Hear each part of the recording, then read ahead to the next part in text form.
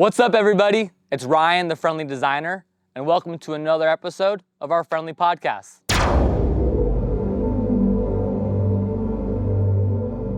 This show is all about getting people who inspire us to hang out in super friendly environments, to learn from them how we can continue our efforts of building a friendlier world. So today we have Matilda, the Friendly Sculpture, Bradley Couch, Michael Rosen. Good morning, boys. How we doing? Morning. Great, Ryan. How you doing? Excellent. What's up, Mikey? Good morning. What does friendliness mean to you guys? Well, I think friendliness has a bunch of different avenues that you can go with, whether it's in the business world, in your personal relationships, or even in your family. And I think that friendliness just means those who are closest to you. And that's the most important part of everything, is connecting with people. And your friends are the ones you connect with the closest. I like that. You know, friendliness to me, piggybacking off of what Michael said, is all facets of life, whether it's your attitude towards the day, whether it's towards your business world, whether it's towards what you like to do for fun, more of a sense of attitude and being open to talking with others and learning from their experiences and just having an open mind in general. Yeah, that's interesting. So I want to kind of start a little bit talking about you guys personally, and then we'll get into the awesome company that you co-founded and how you are learned some friendly lessons through that experience. But my first question for you guys is, you guys are how old? 25, 26? 26. 26. When's the last time that either of you two went to a bar? In the last 2 years? Yes, in the last 2 years. 1 year? Yeah, Infrequently. 2024. Okay. So what do you guys do? Because you still have really robust social lives and great friendships. Where do you like to spend your time with your homies? Outside, being active, whether that's pickleball, basketball, going to the beach, going to a park, hanging out on the Friendly Sculpture, honestly, down here and stretching and being active. It's what we do. Let's get out, to get some sunshine, vitamin D. It's the most important part of our day. For sure. And, starting the day off, I like to go to the gym. We work out every day in the morning around 5 a.m. and it's been an addiction. Some people are addicted to going to bars and doing that, but we like being active. And for me, it's been a game changer. So these guys wake up every single morning at 5 a.m. and go to the gym. 4:15 for me. That's my bad. Excuse me. That's my bad. Got to go to bed early though, unfortunately. And one of the things I like is it's so funny. So for reference point, this is my little brother. This is one of my best friends, my little brother's best friends. And I hear stories every single day about the people that they meet at the gym. Normally over 55 years old, normally somewhat active, and almost always there's a funny story associated with them. So can you tell me how you guys become friends with senior citizens at the gym at 5:30 in the morning? These people are awesome. I mean, the thing about going to the gym at 5:30 is everyone who goes at 5:30 goes every day at 5:30. It's almost like a little cult following. That's what you do. It's part of your routine. They're very regimented people. And, over time, it's just, hey, see you in here every day. Just wanted to introduce ourselves. I'm Michael. This is Bradley. Yeah. Just want to introduce ourselves. And we've kind of used it as more of you can talk to him at the gym, whatever, but we've used it to kind of take it off site, and whether that's getting a coffee or going on a walk on the beach, we've kind of taken it off site and deepened those relationships. So I think the lesson here is continuity. Like, you're seeing people every single day, and that continuity breeds a friendship, and you're also overlapping over like a shared activity. So there's continuity, and it's, hey, you like to work out, I like to work out. I know those guys like to ask you questions about your exercises. Yeah. Young studs at the gym. Of course. What'd you put up on the bench press today? Oh, I mean, it was chest day at 245. He was asking. For multiple reps. Yeah, reps too. Which was important. Yeah. Right on. Yeah. Okay. Of recent, though, we've been doing more mobility training.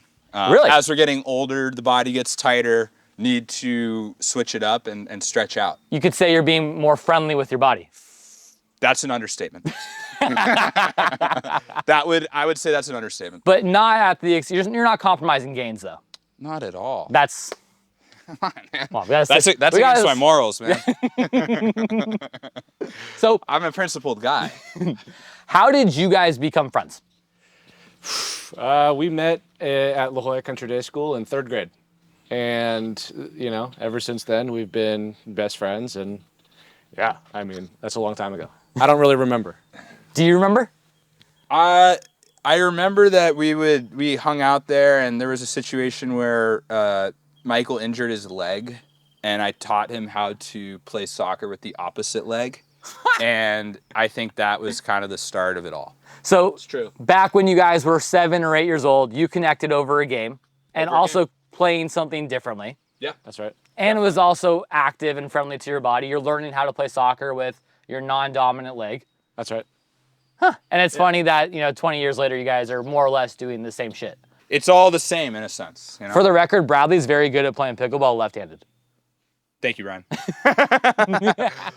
Ryan and I have had some struggles recently of our recent opponents. We allegedly lost to Michael and another person who's not going to be named because, it doesn't matter for this. It was a nonsense competition. Bradley and I were tired. It just doesn't add up sometimes. it doesn't make sense. No, it just doesn't. So I want to shift to your guys' company that you co-founded. So these boys co-founded RC Investment Properties, which is a commercial real estate company that does value add in the Southwest. And I think has a really strong competitive advantage due to the ability for them to make friends. Bradley knows how to talk to people on the phone. Same thing with Mikey. So these guys call people up and they become friends with owners that have been, there for 40 years. How do you relate to these people? I mean, in general learning, you guys are very good at talking to 70-year-old men.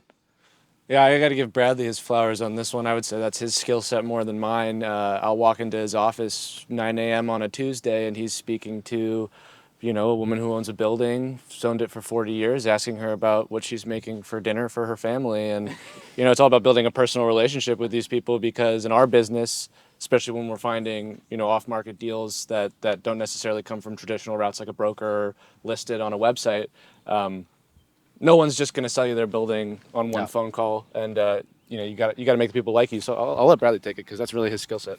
Yeah, I mean, I think we learned early on that people like to work with people that they like, and you're never going to be able to force someone to do something that they don't want to do.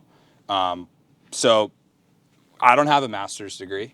I went to college. I have a real estate license, but I was told early on that from one of our mentors that you don't have a master's degree, but you could be a master in kindness. You could have your master's in kindness. And we really took that to heart. Yeah. And I've just really implemented that. And just with talking with people, it could be in 10 years they sell us the building. It could be tomorrow. It could be never.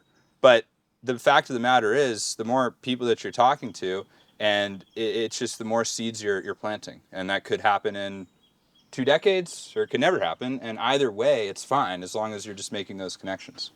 A master's in kindness. That's the master's degree I have. I It's in kindness. love that term. Yeah, That's more valuable than any other master's degree you could have. by far. That's such a cool term. Yeah. Do you have a specific story of someone that you met over the phone where you're like, I can't believe they actually talked to me now that we've become friends? Because I imagine some people don't want to hear from you up front. Sometimes. Depends on the person. It usually takes a couple times, and then once you start relating to them and explaining how you're an owner in the marketplace and just being less intimidating, just saying, hey, just trying to learn from you. We're young guys. We own in the marketplace, and we're just trying to do exactly what you did and be where you are one day. So less intimidation on that approach, just being more, in a sense, like friendly, talking to them. Got it. So Not pushy. I think that we can really kind of boil this down to 3 nuggets of wisdom on friendliness from you guys. One is continuity, especially over a shared interest, going to the gym all the time. A master's of kindness, that goes a long way, right? Long way. Just being kind. It's also, you don't have to pay to do that. It's such a right simple there. mindset of the more open-minded you are, and just in general, you can choose when you wake up to be, I'm going to be pissed off today, or I'm going to be happy today. You can make that decision when you wake up. So if you can train yourself to have that mindset, a lot more doors have opened up. I like it. So continuity, masters of kindness, and also an eagerness to learn, right? Sure. You're calling people up and they don't want to give you the time of day, and you're able to connect to them and be like, hey, I'd like to learn from you. I'm here to have a conversation. So there's some patience with that. So Definitely. I like those 3 nuggets of wisdom. Yeah. Last question I want to ask for you guys is, what about Friendly Futures resonates with you. We're doing a project for them right now at an apartment complex in Houston. It's a park for humans, dogs, and birds. So what about Friendly Futures is resonating with you guys right now? You bring fun into things that aren't traditionally fun. And I think that that's so critical for so many people because life can have so many things that go wrong or so many reasons to be negative, whether it's looking into politics, world news, whatever's happening overseas, even happening internally with us. And instead, focusing on let's come together and, for example, what you're doing at our building in a common area space at your apartment. Let's hang out with our neighbors next door. Let's play games. Let's make this fun and make everything a little bit lighter. And let's enjoy life and let's not focus on the bad things. That's beautiful. Brought a tear to my eye, man. That's beautiful. Yeah, and like, Thank you. I mean, specifically for the project you're helping us with, it's turning a generally kind of bland space into something that people can come and enjoy and talk kind of how we're doing right now, where before there wasn't really the opportunity to do that. So I think that just having the ability to create communication and a sense of community is really cool. And it's hard to measure that in terms of like a dollar value because you can't, right? So yeah. And I would say with facts, with respect to a dollar value, there's more than just the monetary value. But for us, we're creating a community for our residents. We don't want people just living there. We want them to really enjoy living where they live. And the more amenities that they have for community, or just even with your family to go play a game outside your house, changes their living experience. Well, boys, thank you so much for coming out here this morning, Thank you for hanging having out with us. Matilda and me. Thank you for having us, Ryan. Your nuggets of wisdom are super appreciated and are going to help us in our mission of building a friendlier world and a friendlier future. Much love, boys. Hey, much love, Ryan. Thank you.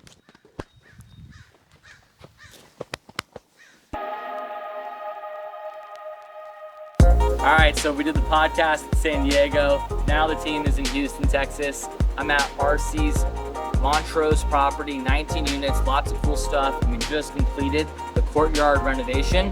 Michael, Bradley, what are your thoughts? Looks really good. Couldn't be happy. Yeah, we're very happy, very pleased. We think that Thanks to Ryan and Friendly Futures and Ethan. You guys did a really good job and we're really happy, and this is going to be a good long-term successful project. Yeah, we think it really elevates the value of the property to the residents and the living experience. We're really excited about it. And do you guys think that you can beat me in chess here? Already did. That's not true, guys. That's not, no.